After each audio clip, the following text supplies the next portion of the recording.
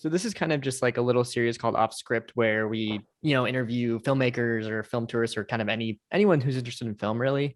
Um, Cool. and yeah, I mean, so recently I sent you the podcast earlier and my buddy Jesse here picked the Locating Silver Lake because he's a huge Josh Peck fan. He's like, never really heard this movie, it looks indie and let's watch it. And we ended up loving it. So we're like, hey, let's reach out to Eric and see if he's down for a chat. So That's awesome. I'm yeah. glad you guys liked it. You're one of the few, so I appreciate it.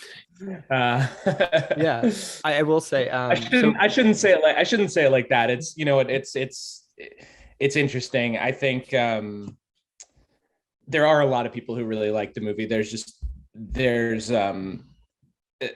It's just interesting releasing a small movie and having kind of an interesting reaction. And I think I listened to some of your podcast or the show you guys did about it, and it's funny because the stuff that there's a third guy, right? There's another guy. Yeah. Mm-hmm. So like some of the stuff that he didn't like about the movie is interesting because and by the way, which is fine. He wasn't like a dick about it or anything. Like, and everyone's obviously like allowed to not like the stuff they don't like, or be, which I think he articulated well, like being predisposed to not liking certain things, which is just like a matter of personal taste, which is totally cool. But it's funny because some of the stuff that he hit on, I think, is some of the reasons why some people don't take to the movie. But it's funny to me because one of the he did the thing that, because when I was on this festival circuit with the movie, I took the film like around the world basically with the festival circuit, and so like I experienced a lot of audiences seeing the movie and like a lot of Q&As and like whatever. And it's really funny because the thing that he said, which has been like the sort of the stock like negative reaction to the movie, which was like, I found it very predictable, but also it did a bunch of things that I didn't know it was going to do, which seems like sort of like a conflicting like thought, which is kind of funny. But I think like one of you sort of the intention, at least that like I had with the movie, is like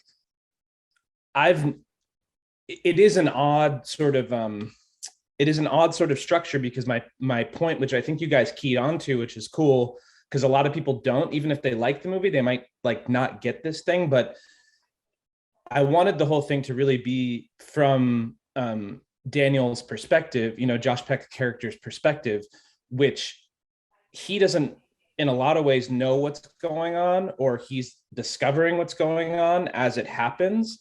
And so I think that that's kind of off-putting to a lot of people, because they, for example, like they see this meeting of him meeting this girl on the top of the mountain, and they're like, what the fuck is this? This is like totally unrealistic and totally cliche or totally whatever. And it's like, well, that's kind of the point. They're like playing him because that's what he wants. Like they know that's what he wants. He wants this romantic thing that doesn't actually exist in real life. And I think his journey is coming from like really wanting that thing to figuring out that actually that's not real and doesn't exist, and life doesn't work that way, And so it's funny because I think you guys keyed in on that a little bit, which is cool. And some reviews of the movie and stuff, like, that were done when the movie came out, like keyed into that as well, like the positive reviews. And so it's funny though, because you go through it and like you get some negative reaction. You're like, oh, did I express this properly as a filmmaker? But then like I listened to like your guys' conversation. I'm like, well, I expressed it enough. Like somebody got it. That's cool. So Totally. Yeah. 100%. Yeah. I mean, we honestly got that like right away. I feel like me and Jesse, I feel like right when we started the podcast, like I feel like we both knew that we both really enjoyed it.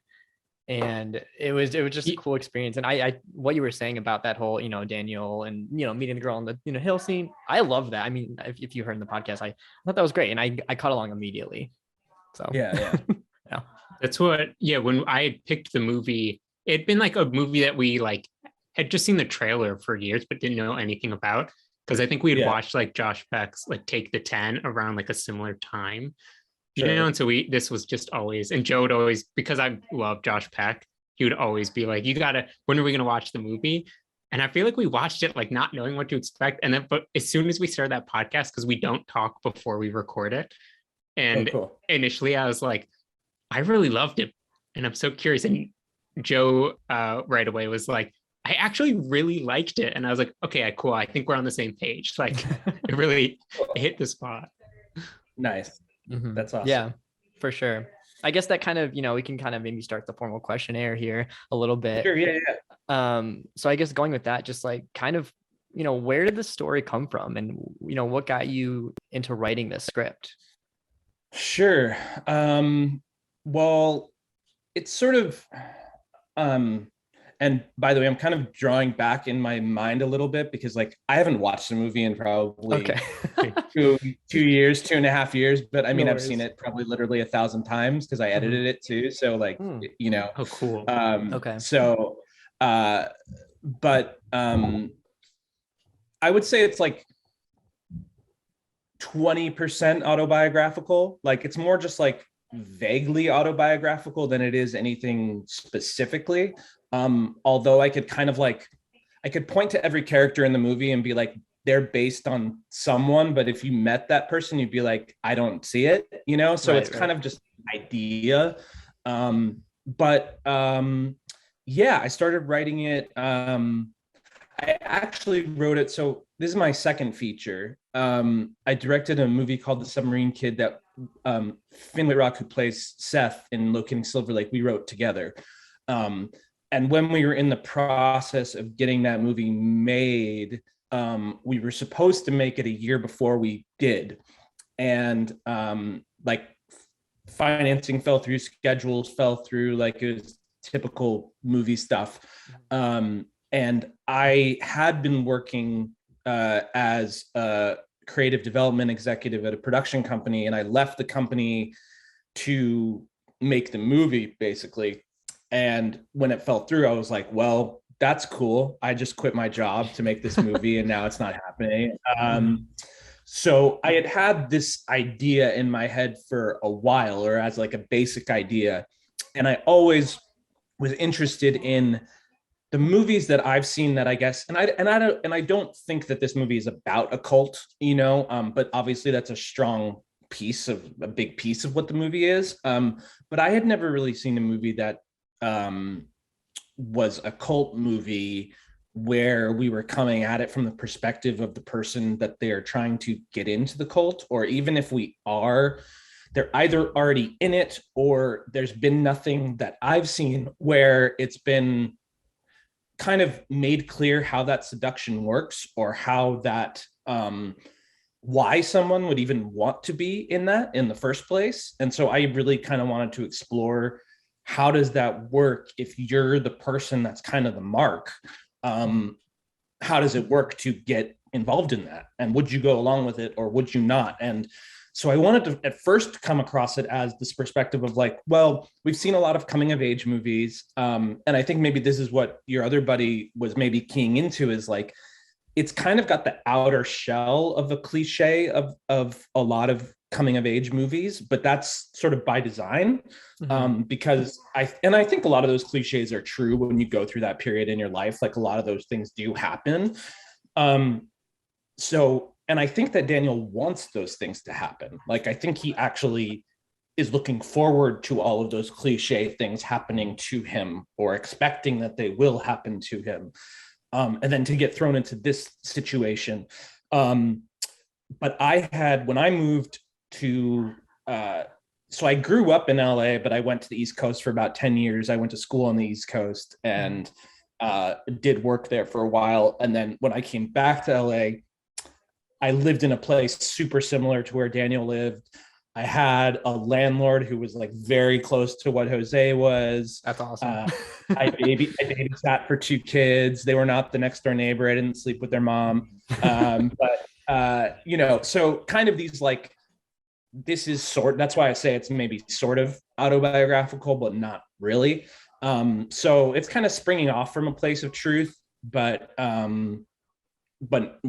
the details are not. And then before we made Submarine Kid, this this script got optioned really quickly, and I actually wrote it in like 2.5 days, the first draft.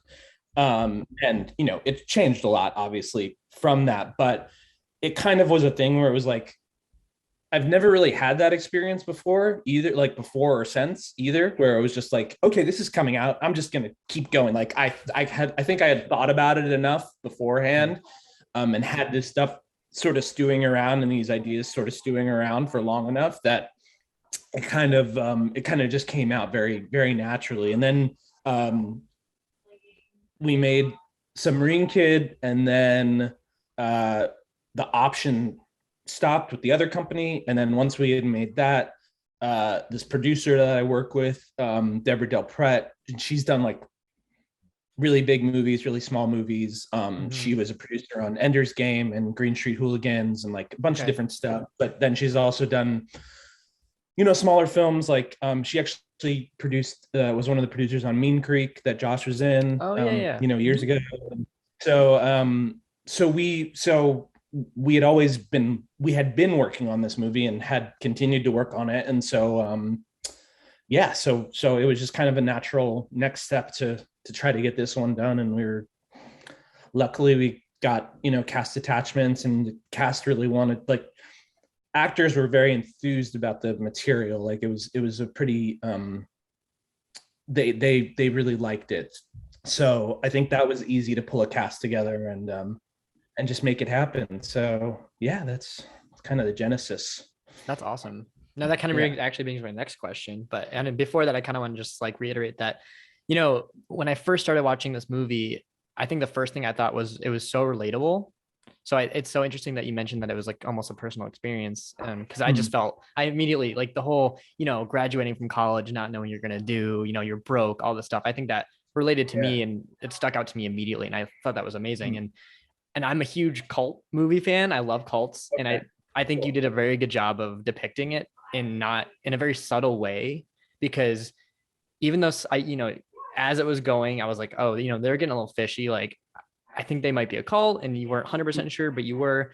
I still think and this goes to acting as well. Like they did it such a great job of, performing and, luring Daniel in per se to their cult. And I think that's from writing to acting to directing. So I think you did a great job with that. Thank you. Appreciate that.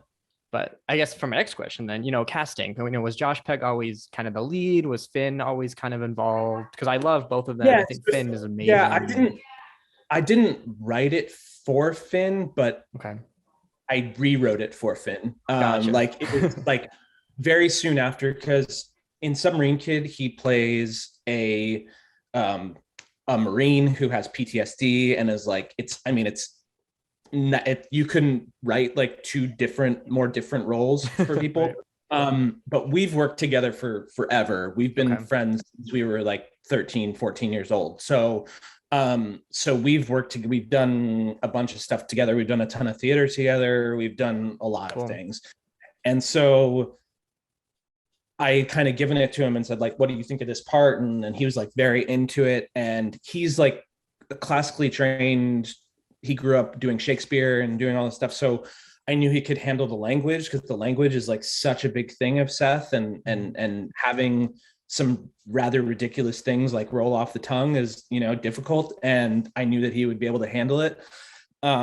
So he was attached pretty much from the beginning of the project. And then it's really funny because when we started talking about the movie, initially, I had brought up Josh, who I had really liked, but had only, because I'm not really like Drake and Josh generation. I'm kind of like right before that. Right.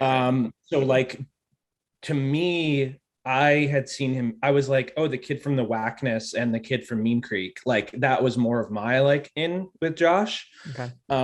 So I had seen that stuff and really liked him, and thought that the tricky thing about Daniel as a character is like, he is obviously either clinically depressed or should be diagnosed as clinically depressed.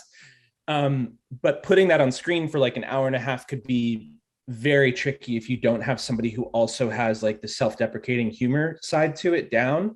So to try to find somebody who could get both of those aspects of the character is really, really difficult.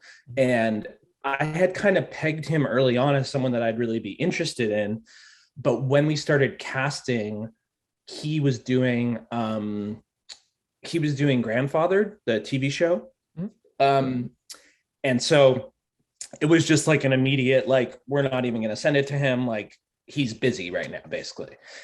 And then we got kind of pushed a little bit. And then once we got to that point, we had been seeing, we started auditions and we started seeing guys. And I was like, no one is like, they're either coming in like they're literally going to kill themselves in this audition room, or they're like just not grabbing the tone of the character. Like I was like, this is really tough. Like this is a really hard thing to do.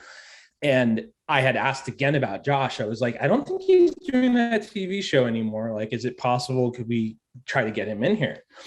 So he had actually read the script. He came in for a meeting with me, and he and I met for the first time, and we talked for probably like an hour and a half. And it was very clear to me that like he totally understood the character, that he was into it, that he could like relate to it in a lot of ways, that he was like, it was just kind of readily immediate to me that like he got it and could do it. But I said to him, I was like, hey, look, I know, like, honestly, you should just be an offer only for this part. Like, and I should just offer it to you. I was like, I really need to see if you have chemistry with Finn, because the chemistry between them is so super important. Like even more important than the chemistry with Talia. Right. It's more important that he has chemistry with Seth. So I just said like, hey, can you, like, if you don't mind, like, could you come in tomorrow and like just do this scene with Finn? I'll get him to come in.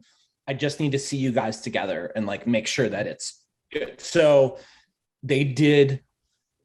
He came in, they did that scene at the restaurant, which is like this 8-page scene that's kind of like the turning point of the movie, where like Daniel kind of breaks and Seth kind of breaks, and they did the scene. Like Josh was totally off book. He came in like totally prepared, just like killed it. And he like, it was like, yeah, this is your part if you want it. So, you know, like that was kind of the process of casting him. So it ended up, I think it's very difficult for me to imagine anyone else doing it. And I think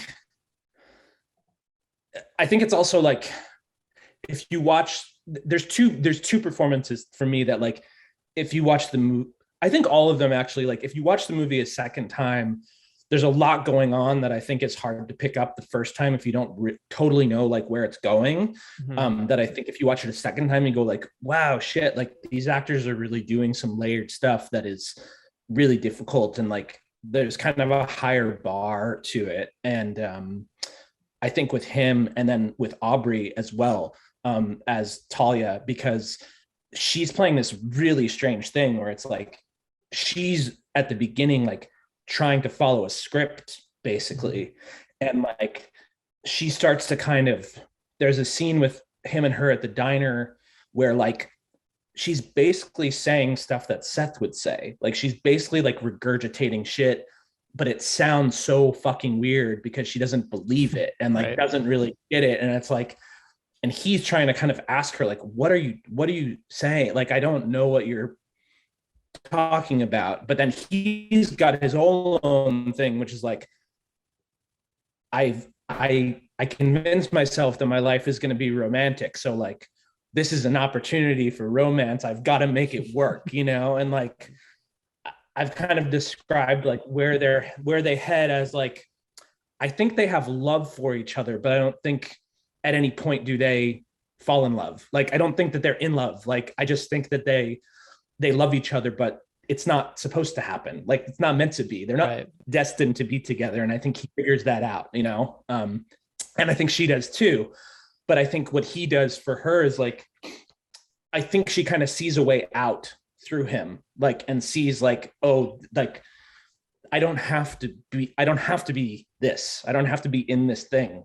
And I can get out of it. Like, so Yeah, that was, I don't even know what question you asked. I went on.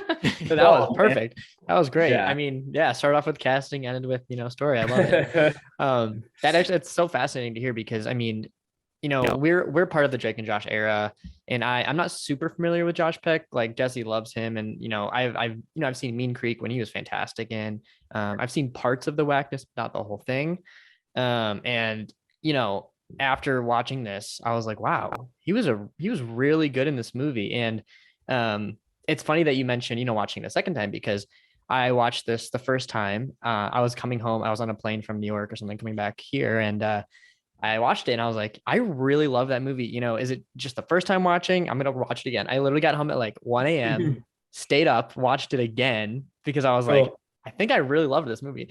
And I'm so happy I did. And it totally makes sense what you were saying about the characters. Cause the second time watching it through, Finn, I've read, the supporting characters, everyone did such a good job of kind of just, being their characters. And once you realize, once you know the whole story, once you know how it ends, you can see it from the beginning. And I love that. I love movies that you can watch a second time and you can see a whole new perspective. Yeah, so. Definitely. Mm-hmm. Yeah, that's cool. That's cool that you did that. Yeah, I do think it's interesting because I've talked to, I guess that's what I was saying about the movie in general. It's like, I think the reaction is either like, I did not like that and I don't understand what it was, or it was like, I love that and I want to watch it again. Like that kind of has been the reaction to it, so that's, it's cool. Yeah. Yeah. Now, I guess that goes along with, what other movies or what kind of inspired you to make this type of film? Are there any specific films that you watched or were you just kind of doing your own thing? Do you own ideas or? Well, I mean, I've always loved coming of age movies. Okay. So I think from that perspective, like I've always kind of wanted to make either like a straight up coming of age movie or some kind of variation on a coming of age movie, which I think this kind of is like more of the latter, like it's kind of a variation on that. Mm-hmm. But it's again, like based in the sort of like tropes of what you'd say when you're like, what is a coming of age movie? The Graduate is like obviously a bit of a thing. There's actually like, if you I don't know if you noticed, but like there's a shot where like Josh sits against the fish tank and like you could put that next to Dustin Hoffman sitting at the fish tank. It's literally the same shot. And like so there's some stuff like that where it's like that's definitely one of them. I honestly did more sort of like research into cults in terms of like getting this, because the stuff that was like closer to me, which honestly is like the stuff at the house, the Jose character, stuff like that, like I knew what I wanted to do with that because like that stuff is actually kind of closest to like what I experienced personally, like with that part of my life. So the cult stuff I wanted to make sure I really got down, and I gave all the people in the all the actors who were like the main people in the cult, I gave them all this book called Seductive Poison, which is written by this woman who escaped from Jonestown in the 70s. And I especially like Aubrey and I like really went through it because it was like a very it sort of matched like Talia's kind of perspective, which was like, I'm in this thing, I totally believe this, and like, but I'm growing up in it. And so like, as I'm coming of age, I'm realizing like, this is not what I want. So we did that. And then I also asked Finn to, it's kind of funny. I think one of you guys said this on the podcast, that I was intentionally vague about what the cult is and what it believes in and things like that, because again, it's coming from Daniel's perspective. So like, I didn't really want to give the audience more than what Daniel has, that was like the way that I was finding into this movie. So I didn't want there to be some big explanation scene. But at the same time, Finn wrote this like 3-page manifesto, like as Seth, that like we distributed to the group, that like laid out what the cult is and like what it believes in and why it's important. And like, it's kind of in boilerplate, it's like all about past lives and about like that there's a certain amount of people in the cult, like, you know, Okay. Mac Robbie K's character leaves and like he replaces him with Brody, who's like almost a carbon copy, and like that's very intentional. And then at the end, you know, Daniel's gone, but there's a guy there who's like got a beard and a guitar. Like it's like he's going for these like these types, you know, and so it was all kind of about past lives and about, there's the painting that's up in their room that like it goes up to and it shows them with like the balloons going into the sky, and like there's all these people, and so like it's all sort of based on like past lives. And essentially it's like I think the thing that's funny is like the knock, one of the knocks on the movie has been like, oh, it's pretentious, and it's like, I think you're keying into like the things that Seth says, which are purposefully pretentious. Right, Like right. he is pretentious, is a bag of shit. Like he's full of wind. Like the stuff he says does not totally make sense. Like it's just like, I'm going to say the most fancy shit that I can possibly say, and like I'm gonna make it sound good. Like Right. I'm gonna make you want to be in this, and I've made other people, and like that's how cult leaders are, to be honest. Like as a stereotype, like they use their sexuality, they use Mhm. like, I always talked about him being like, when I talk with the wardrobe, like the costume designer, I was like, he's got to be a chameleon. We've got to like, he dresses very purposefully based on like what he's trying to accomplish in that moment that he knows he's going into. Like it's all very calculated, it's all very, and then at the core it's all very uh it's all very self-hating, you know, like Right. he is very he has no confidence really, you know, it's all a facade. And I think that sort of cracks at the end when Daniel just like stands up to him and is just like, bye, I'm going, you Right. know, and he's like, what the fuck, like I've never lost before, you Right. know. Right. And so I don't even know what your question was, I'm so No, you're sorry. good. No, this is great. This is awesome. um, I honestly don't remember either. I was too Oh, enticed with what you were cool. saying. But I mean, I was just kind of say like, you know, as I'm a big cult aficionado, I love like studying cults and watching things about them and Yeah. listening to things. I mean, it's hard to, you know, depict that in a, I don't want to say serious, but in a more realistic way, I would say, because, and I think this Yeah, is a very well done. people don't know that they're, you know, you don't walk up to somebody and like, hey, do you want to join my cult? Like Right, that's right, not what happens. right. Actually, it's really funny. The week before we started production, I don't know if you guys have seen this documentary called Holy Hell. I'm not sure if No. you've seen this one. It's about this cult that was in West Hollywood in like the 80s and 90s, and it's like made by people who left the cult. And this was, I mean, we were literally like 3 days before production started, this thing came out. And I was like, all right, I think I'm gonna watch this because like I don't know. I was like, I need to watch this for some reason. And so, you know, this script was written, we were cast, we were everything. And in this documentary, they pretty much like back up the story that we tell in this movie, like Huh. almost verbatim. Like it's Wow. very like how the seduction works, how this all like, you know, that this was all fun, that this was all like we're alive, we're living, you know, we're like we're living on a different plane. The life that we have is more full and more beautiful and more alive than other people don't get it. And like, you know, just Mhm. a lot of that stuff. And it was like, oh cool, like I feel like it was kind of a good confirmation right before we started of like, oh okay cool, I think we're going in the right direction here, you know. Sure. So yeah. And then there's little touches and stuff too. It's like I was kind of trying to do like some homages to like well-known cult stuff, like when they go back into the room where like they all sleep, like there's bunk beds and there's purple blankets, which is like what Heaven's Heaven's Gate Gate. I has. knew that Yeah, immediately. I was like, this is yeah, Heaven's Gate. yeah, you know, so like I kind of try to do some stuff like that and just kind of make it a little bit of an amalgamation. But you know, it was helpful for Finn to be able to articulate that in terms of like what the beliefs were, because I didn't ever really, honestly, don't really care about the audience knowing what it is. I really cared more about just all the actors being on the same page of what they're doing. So, you know, yeah. That's awesome. I think one of my favorite parts about it was they were younger. Finn's a younger man. Usually you see cult leaders and they're old. They're older because they've been around for a while. And to me, I don't know if you listened to this part in the podcast, but I mentioned that to me it was like they're inexperienced cult, like an inexperienced cult, and they don't really know what they're doing, but they have this idea of what they want to do, which I loved about it. Even though if it's not true, I still love that thinking about. No, it's true though. A lot of the cults that fall apart, like David Koresh at Waco, like he was under 30, and like Manson was very young when he was doing the most of what he was doing, and all that. So like there are those guys, and they're usually guys. I shouldn't say they're always guys. They're almost always guys.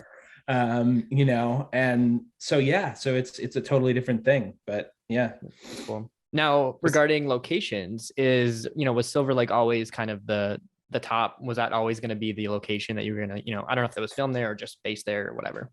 Oh, it was so the locations are like, I'm actually very proud of it, and I made like a very big deal about it, and actually there were places we could have filmed that would have been easier to film from like a actual filmmaking perspective. The house that Daniel moves into is literally like 2 blocks away from where I moved when I moved back to Silver Lake. Like they're the same, like it's very, very close. All the clubs are in Silver Lake pretty much. The mountains and stuff, those are real places. Gosh, what else? Pretty much everything is real. And Seth's house is like, it's like right next to Griffith Observatory, which is sweet. I don't know geographically, but I get very, if I know a place and I'm watching a movie and the location and the geography does not make sense, I get very peeved. Like there's a scene in La La Land where like they're at a movie in South Pasadena, and then all of a sudden they're on the beach in San Pedro, and like I know that's an hour and a half away from each other. So like I know that doesn't make any sense.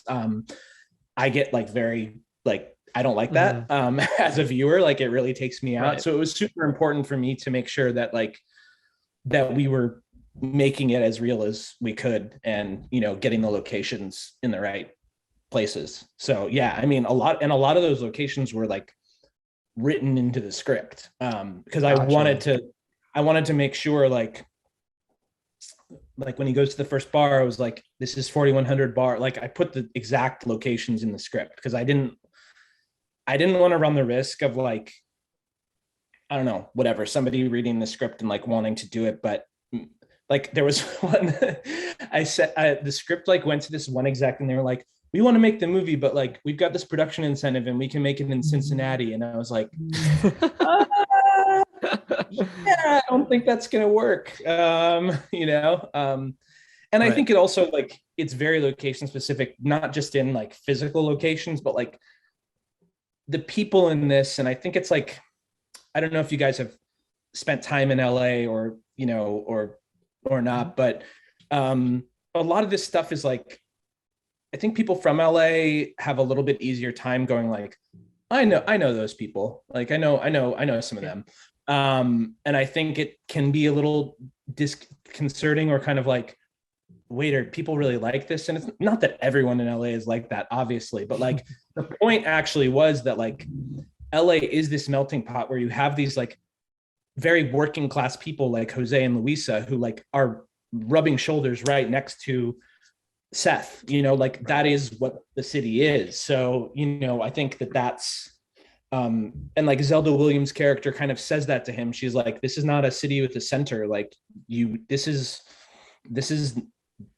that doesn't exist here, like right. It's all enmeshed and all, so like he wants to move, like he goes to Silver Lake because he thinks it's cool or supposed to be cool or whatever. And like, I love that line of like when he's like, it's Silver Lake adjacent, and Jose, and he's like, that's cool, right? Like yeah. And it's funny because like, I mean, I'm sure this happens in other cities too, but it's like I remember looking for apartments and stuff like when I moved back, and everything was like something cooler adjacent to what it actually is. Like where he moved, like where I moved is called Filipino Town. Like it's next to Silver Lake. but it's not Silver Lake at all. And like, but every real estate listing says it's Silver Lake adjacent, you know? So like, it's kind of this, like, I'm even romanticizing the place that I'm in, you know, without like, you know, needing to tell anybody. So I don't know. It's kind of trying to hit on some of that stuff, I think. Yeah, it makes sense because honestly, like to me, the movie kind of feels like a dream. It almost feels like Daniel's dreaming because, you know, the end where he kind of just drives away, it's almost like, did that actually happen? Or, you know, it's Totally. which I love about it. Cause like, you know, when you move somewhere, I mean, me and Jesse lived in Portland right after college for a couple of years, and Oregon or Maine? Oregon. Okay, cool. And then we moved, you know, I'm looking to move to Portland, Maine. Yeah, he's actually looking to move to Portland, Maine. So Portland, Maine is awesome. I was just there. It's like one of my favorite cities. So I like cool. Portland, Oregon too, but it's kind of, there's weird stuff going on in Portland right now. Yeah, especially recently. It's been very strange. We're glad we moved out of there. We used to go there all the time. Like my wife did a TV show in Vancouver, and so we would drive from LA to Vancouver all the time, and we'd like go through Portland and like really love Portland. And I was just there this last summer, and I was like, weird vibes here right now. It's a strange place to be right now. Yeah. Seth could live there. You never know. Oh yeah, definitely. Yeah. But I can't remember what I was going to say. Yeah, I mean, just the whole dream thing. It felt, you know, felt like that for us, you know, when we leaving Portland, we were there for 3 years, but it still felt like we're like, did that actually just happen? You know, everything just kind of flies by. And now a question on Jose's character, you know, he was my favorite. Well, I loved Seth, but if I'm going like actual good person, I'll go Jose. Sure. I'm also a huge Raiders fan, so that was a bonus. Okay. Nice. But Nice. was that part of your personal experience? You know, knowing someone like him. You said your landlord was kind of like him, or yeah, I mean, yeah, I had a landlord who lived in the back of the place that I lived in, and like was very it's like the nicest dude like I've ever met in my life, and just like so he was taking care of this place for his mom.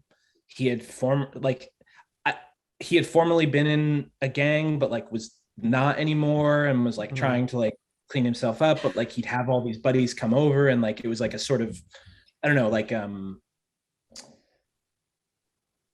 it was sort of this like intimidating presence that like once you cracked through it, it was like, oh, this guy's awesome, like he's the best.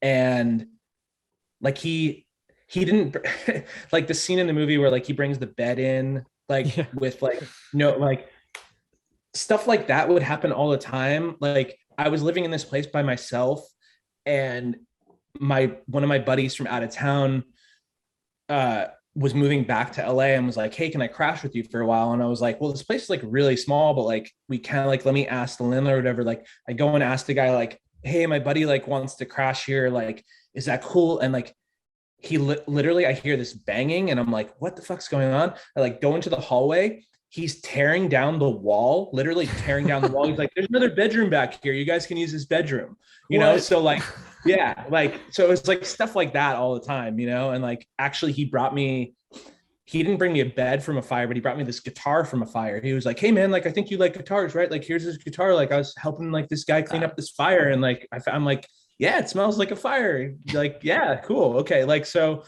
stuff like that. So I think honestly, his character is probably like the most drawn from a real person. Wow. Though again, it's like not entirely, but you know, more than I think, you know, any of the others. So yeah, I felt sort of very I think too, it's like he's such a wake-up call for Daniel, because he's like, you know, Daniel's doing like what I think a lot of people do in their early 20s, or something I certainly did in my early 20s, where you're just like, something's going wrong, the whole world's against me, like I can't do anything right, like it's never gonna work, like my problems are crazy.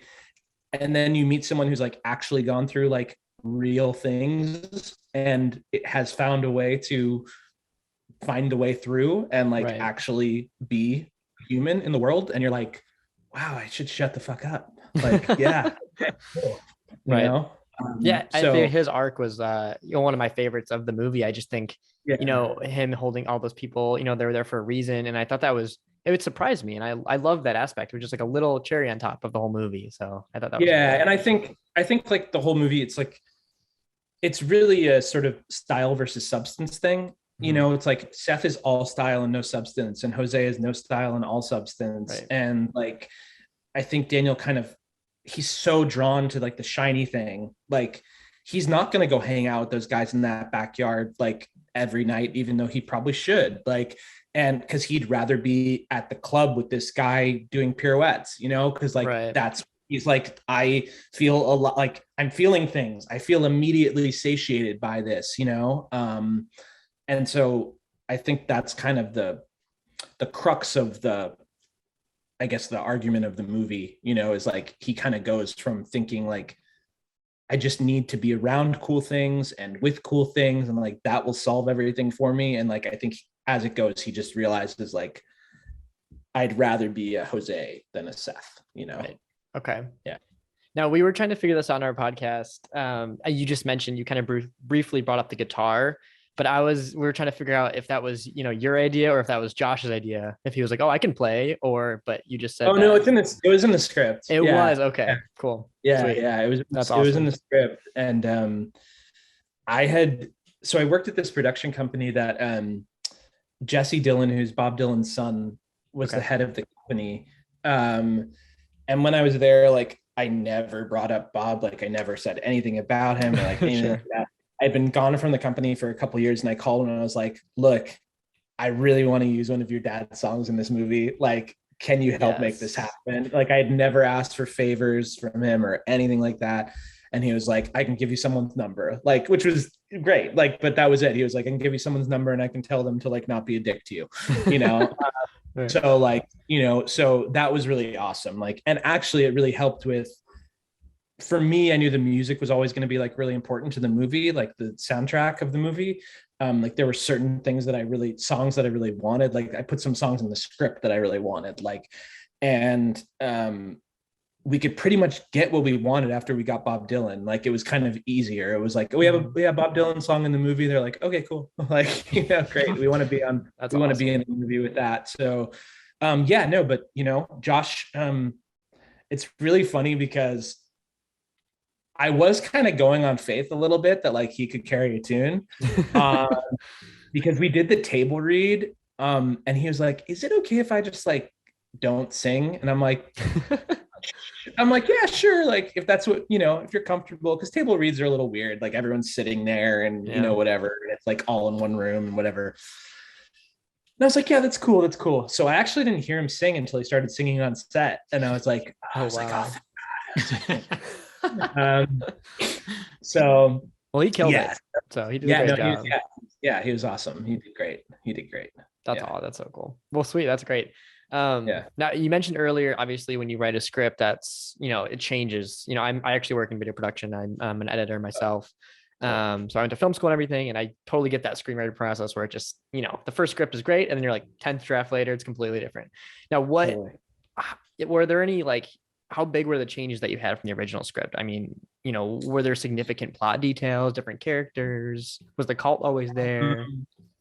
The cult was always there, but I think that the ending changed a lot. Like the ending went through a lot of different variations on like, how does this story end?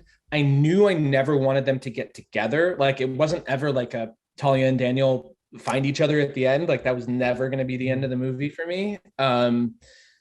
But it did go through some different variations of like, is she going to get out?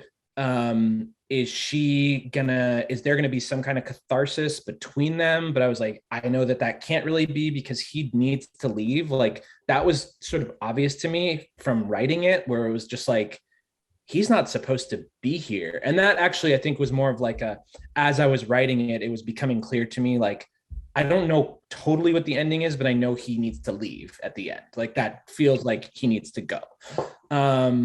So that went through like some changes. When and how his story about his parents and like his real life comes out, that kind of,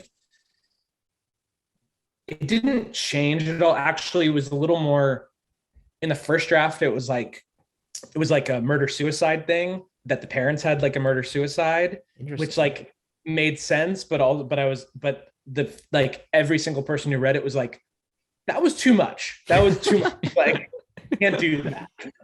And so I was like, yeah, okay, you're right. That is a bit much. But the thing is, it's like, I think he's just like repressing a lot of stuff. Like he tells her this story on the mountain about the guy with the umbrella and stuff like that, and like this whole thing. And it's like, if you go back and watch it again, and then you hear his parents' story, like he's basically telling a different version of the same story. So like, but I don't think he even knows, like, it's the same kind of thing though. It's like, what does disappointment bring you? And like, if depending on how disappointed you get with what you think your life is supposed to be, can you swerve it or can you not? And like the characters and the stories he's telling, like, don't figure out a way to escape their things, but he does, and so I think that was kind of always a little bit of a thing. I'm trying to think of what else was like the characters were like,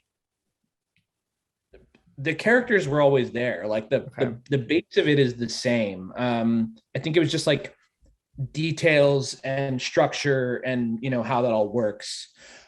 In the earlier script, actually, and even when we shot it, I think in the script, the girlfriend from the beginning, Samantha, like she kind of drunk dials him at some point in the script and like is talking to him and like kind of is saying, I miss you, and like this kind of stuff. And it kind of like fucks with him. And we actually shot it that way. And then the only reshoot that we did was I took that footage and then made it that call where Talia calls him after the karaoke party. And she's kind of trying to say like, I can't leave this thing, but like, she doesn't know how to say it, And so I kind of reimagined that because it just felt like the girlfriend from the beginning, it was like, we're sort of done with this. Like this is kind of like in the rear view now. And he's gone through his whole thing with that, but I think he's sort of, if not over it, then like, it's not at top of his mind, So like, it felt like that was going to be bringing back too much of something superfluous. So yeah, I think that's one of the reasons why I love the movie is because everything kind of just happens. It's never drawn out. And I also love how his parents' backstory was kind of delayed. You're like, why is this kid so depressed? He just broke up with his girlfriend. Why is he so sad? And then it comes out later, which I love. And then, when he gets the money, it ends, he has the money. You don't have to worry about that anymore. He moves in the house, all this other stuff. I love how it just kind of goes step by step. And it's really cool. Yeah. So, yeah. But yeah, cool.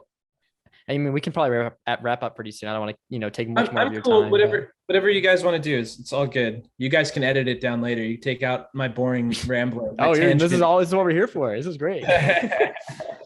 I guess something we kind of discussed, towards the end. I'm not sure if you listened to this part or not, but we were like, we would love to see this as a trilogy. Now, did you guys ever have any plans for like a sequel or anything? Oh man. What would happen in the sequel? We didn't really have anything, nailed down, but we were basically like, we would love to see him. There could be, 2 more films. The second one would be his next stage in life, obviously moving to a new city. I don't know what, Salt Lake, anything like that. It's got a similar vibe, something. And then, 10 more years down the line. And then the next one's 10 more years down the line. Maybe he has a kid. Maybe he moves, it ends with maybe he has a kid. The third film, he like moves to another city, meets his wife, all this other stuff. I don't know, but we just didn't want this movie to end. We wanted to see his character just continue and figure his life out, essentially. So yeah. No, I hadn't really thought of it. I really like movies, and my first film, Submarine Kid, it's a totally different movie, but it's got a similar ending to where like the end of the movie is the beginning of the thing, So I think that's kind of what you're latching onto, which does make sense, where it's like, and I like movies that end like that. I've always liked movies that kind of go like, here's a hint of what happens next, but like no details of it. It's just like there is a next thing. This continues beyond this. So that's cool. I never really thought of writing a sequel or anything like that. But yeah. I'd be really curious to see like people's reactions of a sequel, because trying to express this right. Like it feels like this movie, you know, like we talked about like our buddy, a lot of the like criticism was almost like an oxymoron. Like it was like it's a cliche, but I also didn't see everything coming. And it feels Right. like a lot of things. It's like because it was so relatable, it's hard. It's almost like there's things we don't want to connect with ourselves. Like the bad parts of like different like Daniel or like Seth or all these things that like we are relatable in some way if they're not even extreme. Like we don't want to accept that. So it's like we see the end and then we're like, oh no, of course I saw it coming because I don't want to think I could be pulled into a cult. You know, so it's like a movie, it's like hindsight 2020 movie. And I feel like it's kind of like what you mentioned too with Jose's character of like when you see someone who's kind of gone through it and come out and you're okay. Right. I'd be so curious if that is true of like Josh's character not wanting to connect because we don't want to believe we could have done those things, even though we like kind of know we would. Yeah. Like, I mean, that came up. We were like, yeah, we would have joined the cult. Right. Yeah. But like if we saw his story continue and be like, oh, it is okay. Like that's okay if I kind of like would have been like that too, because see how where it goes. Yeah. Well, I think that's just, I guess what you guys are latching onto, which makes sense, is like, I think that post-college period, like is just super weird. It's just like, it's very, very weird. Like you're kind of expected to immediately be an adult, but like you don't really have the skill set, the life experience, the like anything. So you're kind of carrying on as an adult, but like there's obviously like infantile things, especially because like college is, I mean, at least in my experience, and I think a lot of people that I know, it's like summer camp for adults, you know, it's kind of, it's not really real life. But you're kind of made to believe it is, you know, because you get some freedoms that you've never had before. But I also think like, this is obviously a dude who is like, has major fucked up shit with his parents, and has never really dealt with it and has just tried to latch on to someone to save him. Like he is just like, somebody take me, you know, somebody like take me in and fix me, you know. I don't even care. Like, and I think that's why he, like, if he had better self-esteem or therapy, like he would not be hanging out with Talia. Like she's as fucked up as he is, you know.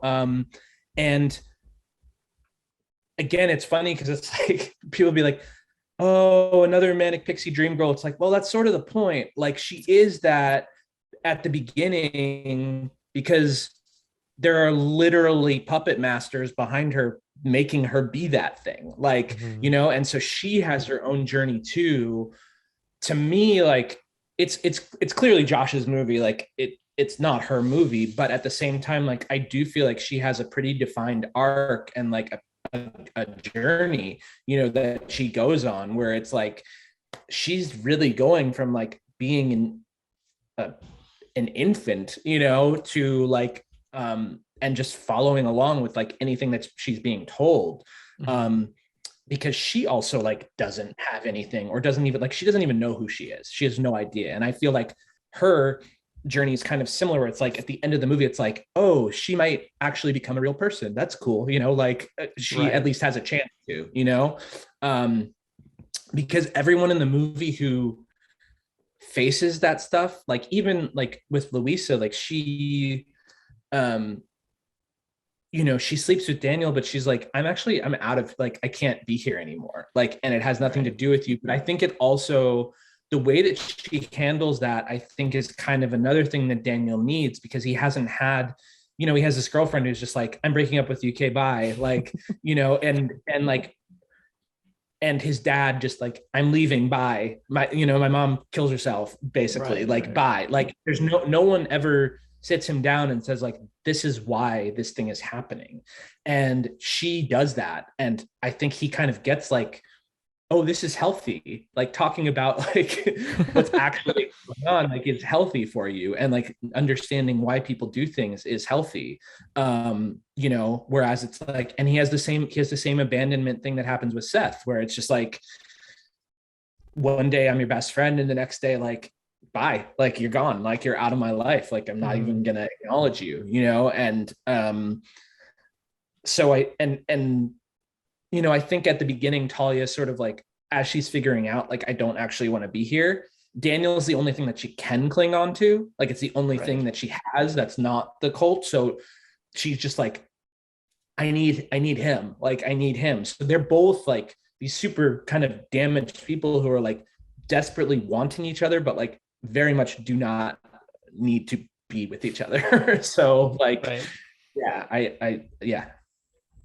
Yeah, that's super cool. Yeah, I mean, we also talked about, spin-offs. Talia spin-off, Jose spin-off. Jose's Adventures would be great. We'll love to see him living on that a would be yacht. awesome. I would love to. I would like a little Netflix show. Jose's I would love to Adventures. make that movie. That would be super fun. Jose travels the world. Yeah, that would be awesome. So great. I think that was just like our whole, our like roundup of the movie was we didn't want to stop watching these characters essentially. So I think, which I mean, props to you guys. I mean, it's hard to do that. I feel like, because a lot of movies you just hate characters. I mean, and Seth, you hate it obviously, but he dies. So it's kind of funny too, because there's like, there's this like whole small little like sect on the internet that are like, I love Seth and I hated everything else about this movie. I'm like, man, this movie was desperately not for you. Like, this movie was like, couldn't have been more not for you. Like, you are the mark. You are in the cult. Cool. Yes. Congratulations. Like, but you can't even see that. Okay, cool. All right. Like, so, and that's funny too, because like I haven't really had that experience before with another project where it was like people were very like, I like this person and I don't like this person. And like, I think it's really funny. I have generally an issue with like people not being able to, and this isn't about this movie in particular, but I saw it happen with this movie, but I see with like a lot of movies where like, or TV shows where they're like, why would they do that? Like, they're stupid. I don't like this anymore. It's like, well, they're portraying a human being who's doing a thing, and like maybe there's a reason for it, and like you don't have to like them, but like, are the mechanic, like, I don't know, I guess this just gets into kind of like what is good filmmaking is very, it's subjective, but then at the same time it's also like, you take a movie like this where it's like, well, again, like, and I'm not saying this is like, oh my God, like I've made the greatest movie of all time, and like I don't even really like defending my work, because like your other buddy, it's like you're very free and allowed to like not like the movie. Like it's cool. And I don't ever really feel the need to like, because I've had that before where like, explain to me why I should like this. I'm like, well, if you don't like it, it's okay. Like, it's totally, right. You're allowed to not like the movie. The thing that like I press back on is like, if people like, because some people like, there's plot holes. I'm like, where?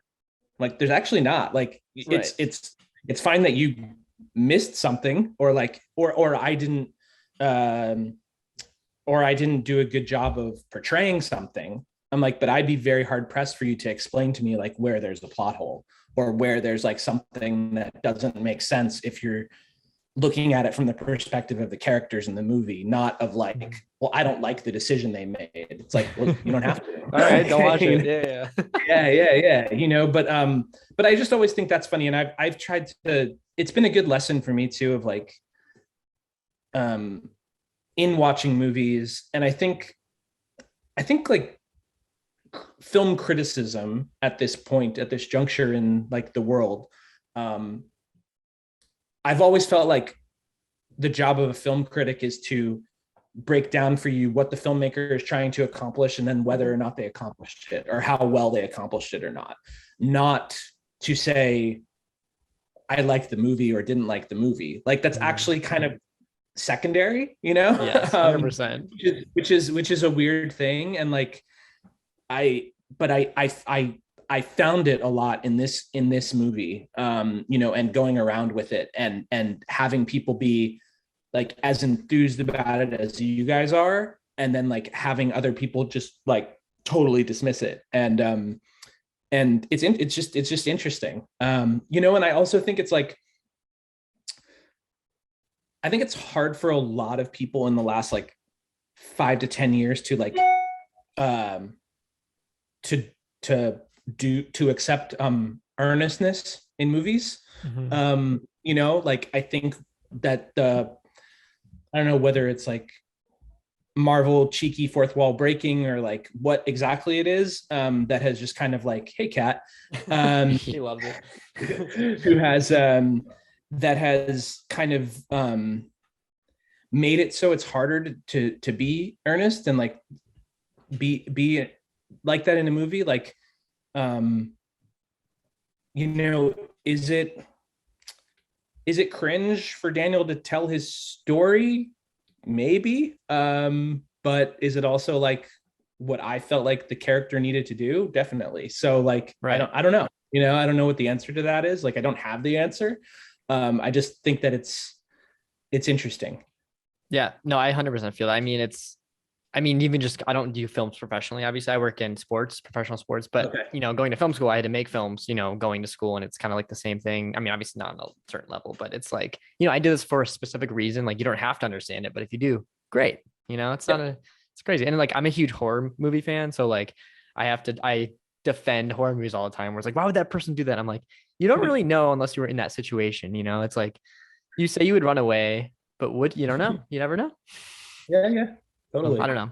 I was curious too with just being such a character driven movie, which it's funny now realizing like this has come before. I love character driven comedies. That's like my like Christopher Guest movies and like Sure. and like this was a movie where it's just like the characters were so good. It's like didn't like I'm just curious too, like if there was improv at all, I guess, in or like how close to the script. Not a ton. You know, I certainly gave them the opportunity. Like, it's actually funny because when Josh and I started like going over the script and like getting into like the individual scenes and stuff, there'd be some times where he was like, I want to change this to this or whatever. And like, I'm usually pretty like on board with it. I'm not like super precious about like it has to be word for word this thing. Like if it rolls off your tongue more naturally as where you need to change two words, like let's not fit like a square peg into a round hole, you know, like let's just get it done. I think we planned to do more improv than we ended up doing. Like I think as we went along, it was like, oh no, the scenes are like they're working, you know. And like I kind of gave Josh a little bit of freedom to like, if you want to do this. And I think maybe I'm trying to think if any of that even ended up in the movie. It's like, I think there's maybe a couple scenes that Josh has. I think I want to say mostly with like Luisa and Jose, where maybe there's like one line or something thrown in. But it's pretty much the script. Yeah. And I think, and we didn't end up cutting. It's funny because with my first movie, I ended up like wholesale cutting like 4 or 5 scenes from that movie. Just like take the scene, we don't need it. Like that. This in editing this one, it was more like I don't think I cut out any. There was one scene I cut out. Like, but otherwise, it's like it was trimming around what was there. Like there wasn't a lot of. There was a little bit of reshuffling a couple scenes, but like nothing kind of just like dropped out of the movie. You know, but that's I mean that's great. Yeah. Yeah. So now kind of going on with that, is it, I mean, you wrote and edited this, like, did you have a favorite part of doing that, or did you just enjoy the whole thing? I like all of it other than the financing. Yeah. Not fun. But I'm not really, but to be fair, I'm not really involved in that part of the process. Okay. As much, which is actually probably why it's frustrating. Like, nor do I want to be involved in that part of the process, but it like is difficult to sort of sit and be like, hopefully someone will call me today and tell me we have the money to make this movie, you know? Right. No, I like all of it. I like all of it. I really like editing because that does feel like I think Philip Seymour Hoffman made this analogy, and I really like it in terms of making a movie. Like the shooting the movie is just gathering ingredients, and editing is actually cooking the meal. Like you're actually putting it together, and you're being like, oh, need a little bit more salt, need a little bit more pepper, like lose this ingredient, like put this one in, mix it up, don't mix it up. You know what I mean? Like, so that is kind of cool because you have all the pieces so the way that I work is like, as I'm shooting, I have an assistant editor who's basically making an assembly essentially of the movie, so that like when we're done shooting the movie, I think I had like 2 weeks off, and then I got the assembly, and then it's like, and the assembly is like, at least in my experience, and I, as every other filmmaker I've talked to as well, like watching an assembly makes you feel like you have failed in every way that anything has like ever happened, because like the assistant editor is basically just going off of like the script supervisor said this take is good and this take is good, so like I'm going to use those 2 takes, I'm going to mash them together, I'm not going to cut for continuity, I'm not going to care about sound, I'm not going to care about like anything, and it's just like you watch it and you're just like, this isn't a movie, this is not a movie, oh my god, that's horrible. And it's like 3 hours long, you know, and it's just like what the fuck is going on. But no, I really like editing. And I knew I was editing this movie, which made directing very different too. In terms of just like very much knowing, okay, I don't need this, or I need more I need to get another piece of coverage. I don't have enough to cover this scene. I'm going to need another angle, or I'm going to need something to cut away to, or blah, blah, blah. Or like there were some scenes, like one of my favorite scenes in the movie, like, and I think that they just did such a great job acting it, was when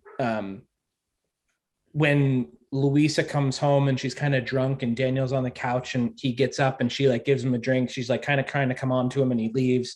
Like that's all shot in a oneer.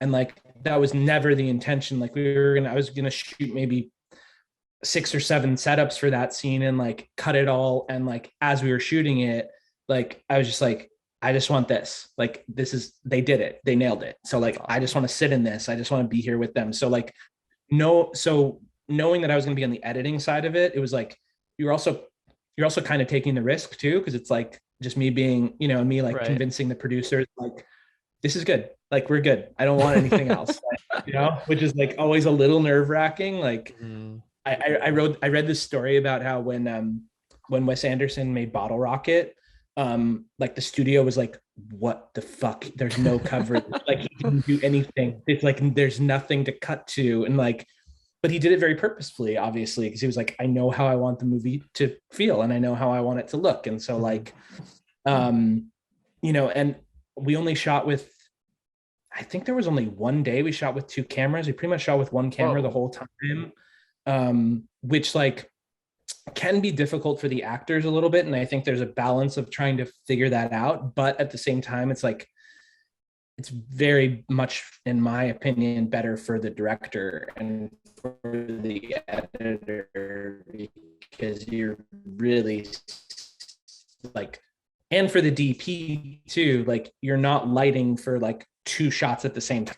Right. I really like doing that. So yeah, and it makes it less random and less sort of like, you know, there's some shoots where it's like they're shooting with 3 or 4 cameras and it's like, well, you obviously don't know really what you want this to be. You just like want to figure it out later. And like, I never feel like that's a great idea, you know? So, That's so fascinating. Cause you know, I've cut a lot of things where they've done, you know, 3 cameras and it's like, it's awful. I do not like doing that.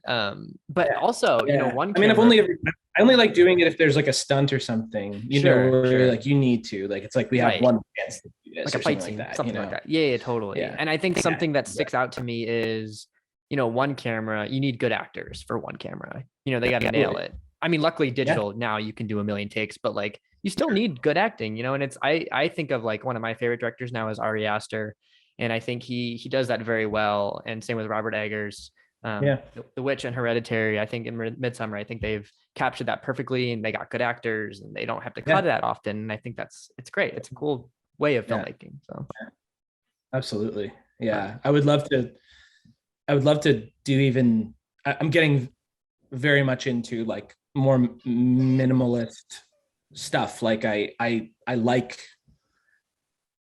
not cutting. And like, I think like P.T. Anderson's my favorite filmmaker and like always has been. And like Magnolia for me, like sort of like opened up the world to me. Like when I like, it came out when I was like a freshman in high school and it was like very like oh my God, you can do this. I didn't know you could do any of this. Like, this is amazing. And like, and I think like, it's interesting because coming from him, and like, he's obviously like a Scorsese devotee, and Altman and stuff like that. So like his oneers are more like technically proficient and complicated and things like that. But like, I've come to really love like Linklater and people like that, who are just like, they're doing oneers, but like, it's nothing fancy. It's just, it allows the two people to be in the room together at the same time. And like, that just feels very human and very real to me. And like, I mean, maybe someday I'll make something with a bunch of VFX and stuff like that. But like, for now, it's like, I'm much more interested in the human stuff and like making more realistic based things. Like, I just think that that's the style that I gravitate towards. And so I think that filmmaking does a good deal of, lends itself to that kind of thing. Totally. Yeah. Oh yeah. 100% agree with that for sure. Yeah. It's funny. Like, as an editor, like I prefer not as much editing. I don't know. It's weird. It's hard to explain. Yeah, totally. Yeah. Well, sometimes, I mean, that's totally true though. I mean, I think that I've seen that happening more often than not, where, I think there's just a big culture of like, geeky filmmaking stuff. And like, I don't even say that in like a positive way, but like a negative way of just like, what did you shoot on? And like, how many, that's right. Well, like, honestly, you watch a film and it's like, who gives a fuck? Like, it really doesn't matter. It's very rare that like something, although I did just watch something. What did I just watch? What did I just watch? I had the reaction for the first time in a long time, where I was like, man, I really wish they shot this on film. I have to figure out what it was. Yeah, I gotta know this. Because it was like, oh, Macbeth. Did you guys see Macbeth? We're actually reviewing it on our podcast this weekend. So okay, cool. Okay, well, I hope I didn't screw it up for you. Oh, you're good. No, I really liked it, and I thought it was really good. But I definitely like had a reaction of like, everything in this production design and everything this is doing is screaming for this to be shot on film, and it's definitely digital and like looks like it. And I'm just like, man, this is such a bummer. This is such a bummer. But that's, so I'm sorry. I hope I didn't ruin it for you. But it's like a 600-year-old play.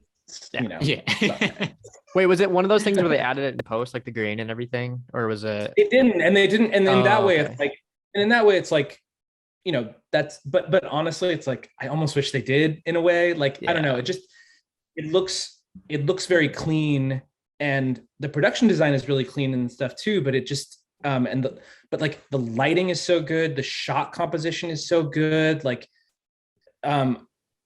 it's just, it's obviously going for like a sort of, I don't know, Seventh Seal type of thing. I actually like, it's really weird that you just said like about Robert Eggers. It was like, I was like, man, I wish they shot this on the cameras they shot The Lighthouse on. Like, it kind of like, it's sort of like, it just lended itself to that like aesthetic for me. And just wanting some grain. Like, I don't know, it was weird. It was, and I don't usually get like that about it, but I try to just like, I would always sort of base that kind of stuff on like story, like what is the story we're trying to tell, and like, how does that work? Like, not that, I mean, I'm 1/1,000,000th of the filmmaker that Joel Cohen is. So I'm not trying to like be like, I know better, but but I was just like, oh, this is weird. I want this. So I don't know. Gotcha. No, I feel that sometimes you're watching a movie. I totally 100% get that. I'm like, I kind of want this, a little more grungy and grainy and, just totally old school style. So I feel that. Yeah. Cool. Yeah. Well, sweet. Jesse, do you have any other questions? No, I was just curious if you're up to anything new now, or what you're focusing on, or if you want to plug anything, or. I don't really have anything to plug at this moment, but I'm working on a few things. Cool. They're kind of in process. The pandemic has been just awesome. It's been the best. Love it. It's been a massive, fuck all for everyone, obviously, not just for me, but it's definitely changed things, and it's weird. And I'm interested on the inside as to like where independent film goes at this moment. And I'm a little nervous about it. Like, just what it's going to be or what it is, because it's just getting harder and harder to make movies that like are not either a micro movie or a gigantic movie. Like the in between just seems to be sort of evaporating, and that's where I would like to be working, you know. So it's kind of like it's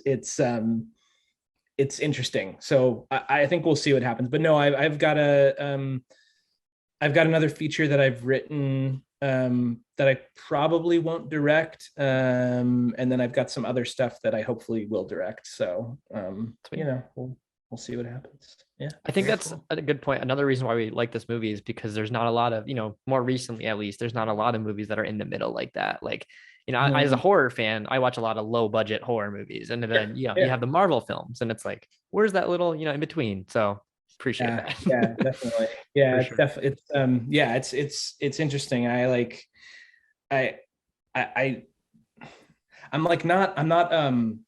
not super pedantic about like it has to be like the highest production quality ever. Like that's not like what it is, but it's like I also though don't really want to make a movie on my iPhone. Like no disrespect to anyone who is. Like I think it's cool that people are doing that shit. Like it's actually amazing.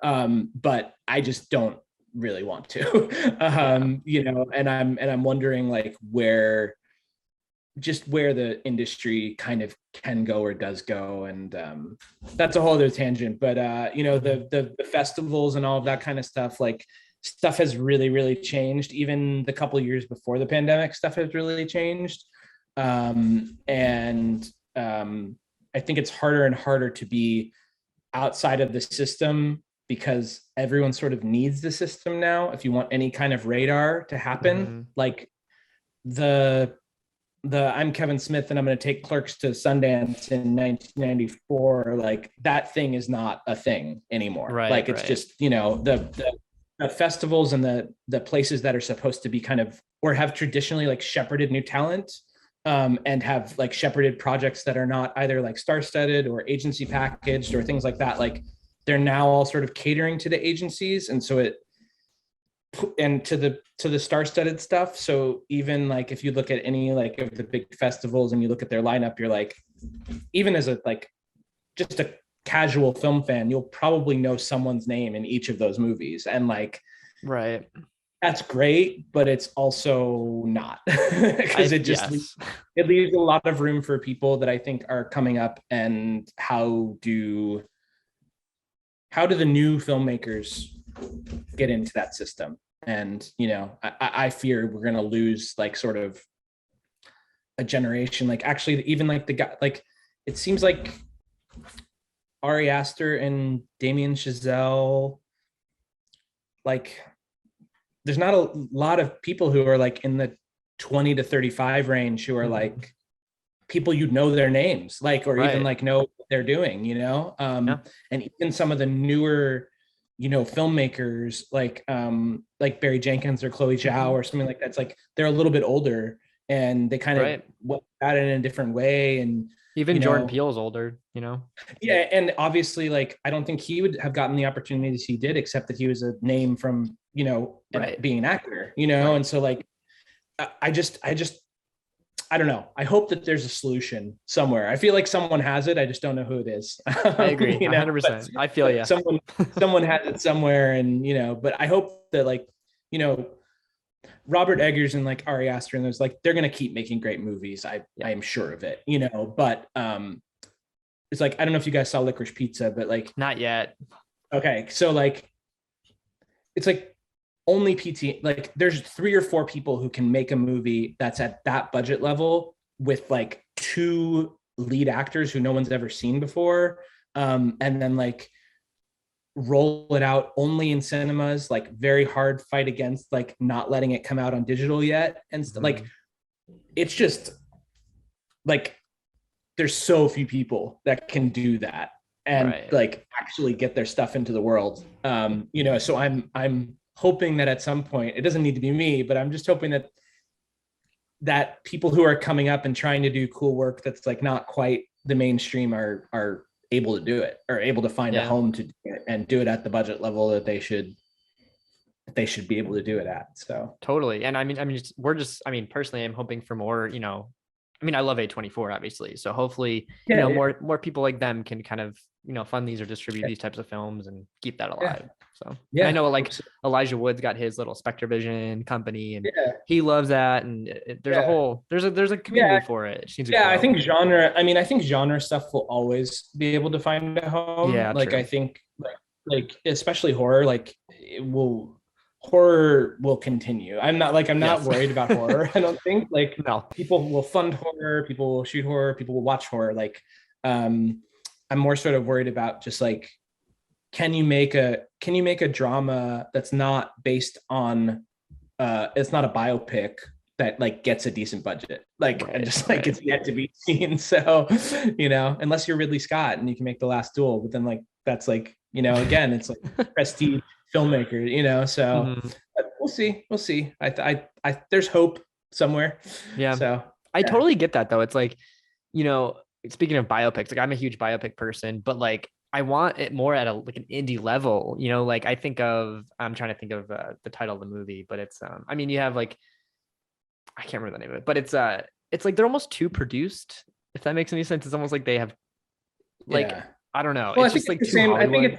I think it's the same way as like Marvel movies and stuff like that, where it's like, the formula going in, they're not really going to divert from the formula. Like I'm not personally like a big comic book movie guy. Like it's just not my thing. And every time that there's one that like people are like, this one's different, I'm like, okay, fine, I'll give it a try. And I'm like, it's not really different. Like it's the same thing, like to me, the only one that I've watched where I'm like, oh, that was actually different was Logan.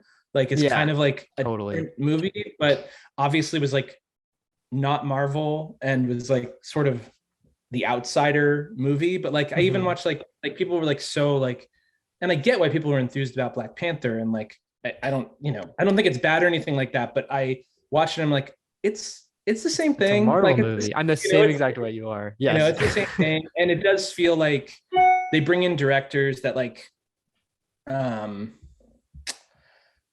it's weird that like the indie film directors who like are successful, like you take like Colin Trevorrow like from making Safety Not Guaranteed, and then you're like, we're going to give you Jurassic World, and it's like, man, there's something in between those two movies, like let's find that. Or like Chloe Zhao, it's like Nomadland, Eternals, it's like I think we've missed a step here. Like I think there's something that director should be given, that like so but cynically, I think that's also because I don't know how much those directors are really putting their vision onto those movies. Like it seems like it's like Marvel obviously has their thing, but it's like there's a showrunner of those movies basically. Like Kevin Feige is like he's the guy describing the movies, and so like they all look the same.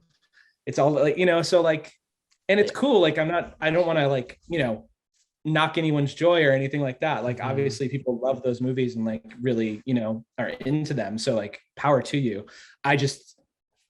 I think when like Scorsese and stuff like start talking negatively about those movies, I don't even think it's a negativity towards those movies. I think it's a negativity at like the space those movies take up, that takes up something else that's not there anymore. So like, where do we go for that stuff? 100%. And then something gets released on Netflix or Hulu or Amazon or something, and it's like top of the queue for like 3 days, and then you never see it again, and it's kind of like, it's like, man, we need something else to like slot there. So that's something like James Wan. To me, I love James Wan. I'm a huge James Wan fan. David Sandberg, and I really appreciate them because they do these. They start out with these lower budget horror films, then they go to do Aquaman and Shazam, but then I think they're just like, I can do both. So they went back. And I know like Sandberg's doing Annabelle Creation, and Wan did he's got a couple more lined up, and I'm hoping that they stick with not going back to those.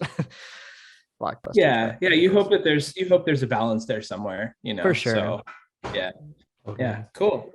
Well, sweet. Awesome. Well, cool. I mean, I don't want to take up much. It's been a little bit, so I don't want to take up too much more of your time. Cool. Well, thank you. Did you have another question, Jesse, or are you good? Or? No, I mean, I could ask you questions all day. I have to hop in a minute anyways, but Cool. Do you Well, this has you been want great. like Josh? You want Josh's number, or like what's the deal? Like, Yeah, I mean, He'll talk Daniel's Actually, character. I will say, because I know you're a big fan of him, like he is actually like a genuinely good person. Like he's like you've picked a good one. You've picked a good one to like look up to. Like seriously, It seems like it, yeah, honestly. there's a lot of people that aren't, and he's a very quality human being. And I think like super talented, and I hope other directors give him an opportunity to do stuff like this, because like he totally deserves it, and like can do it, you know? Yeah. So like I hope he gets more of those opportunities if it's what he wants to do, you know? Right, Then right.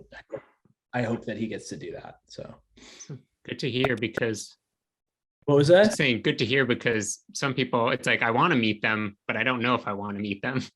Yeah, no, he's a good dude. He's got a book coming out. Do you know that?